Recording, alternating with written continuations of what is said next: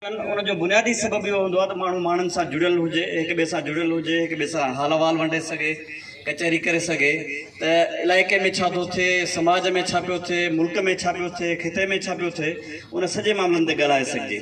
सो Sindh United party ॿियो सम्झो त जॾहिं रमज़ान जे महीने में पंहिंजो रोड पॉलिटिक्स न थींदी, जॾहिं रोडनि वारी एहतजाजनि वारी सियासत न हूंदी या इज्तिमा न थींदा त असां वरी इफ्तार पार्टी के बहाने ते सॼी सिंध में फ़ैसिलो कयोसीं त डिवीज़न सतह ते घटि में घटि जेके उन इलाइक़े जा मोज़िज़ीन आहिनि, जेके उन इलाइक़े जा मुतहरिक माण्हू आहिनि या जेके असरअंदाज़ थींदड़ माण्हू आहिनि, उन्हनि खे गॾिजे, उन सां वेहिजे, ॻाल्हाइजे ऐं कचहरी कजे। सो इहो हिकिड़ो बहानो आहे सभिनि दोस्तनि खे गॾण जो ऐं उन्हनि सां गॾु विहण जो। ऐं सवेरे हिकिड़ी ॻाल्हि ख़ुदाबख़्श कई त बा मज़हब हुजणु अलॻि शइ आहे ऐं इंतिहा पसंदि हुजणु अलॻि शइ आहे। इंतिहा पसंदी लफ़्ज़ रुगो मज़हब सां जुड़ियल कोन्हे को। हर उहो माण्हू जेको दलील जे बजाए बंदूक जे ज़ोर ते पंहिंजी ॻाल्हि मञाइण जी कोशिशि करे, या हर उहो माण्हू जेको चवे त जेको मुंहिंजी ॻाल्हि आहे उहो ई सच आहे, बाक़ी सभु कूड़ा त उनखे आउं सम्झां थो आहे हिकिड़े क़िस्म जी इंतिहा पसंदी आहे। सो सिंध खे इहो वॾो चैलेंज आहे हींअर इंतिहा पसंदीअ जो।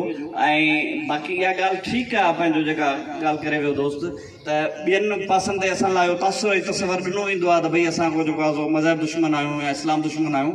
असां पंहिंजो लकुम दीनुकुम वली दीन वारी ॻाल्हि ते यकीन रखूं था। असां चऊं था त तुंहिंजो दीन तोसां, मुंहिंजो दीन मूंसां।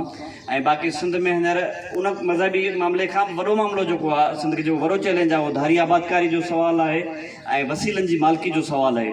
सो आउं आख़िर में कासिमाबाद जे सभिनि साथियुनि खे, सीनियर साथियुनि खे गुज़ारिश कंदुसि त सिंध यूनाइटेड पार्टी सिंध जे ॿिनि महाज़नि ते जदोजहद करे थी। हिकिड़ो जेको क़ौमी तहरीक जो पुराणो महाज़ आहे, रोड पॉलिटिक्स वारो, अवामी मज़ामत वारो, सियासत वारो, पर उन सां गॾु पार्लियामेंट वारो पासो या जेको इलेक्शन वारो पासो आहे, उन ते बि सिंध यूनाइटेड पार्टी जदोजहद में आहे। सो असीं उमेद था रखूं कासिमाबाद जे रहवासियुनि मां त उहे ॿिन्हिनि महाज़नि ते हर जदोजहद में असां सां गॾु बीहंदा।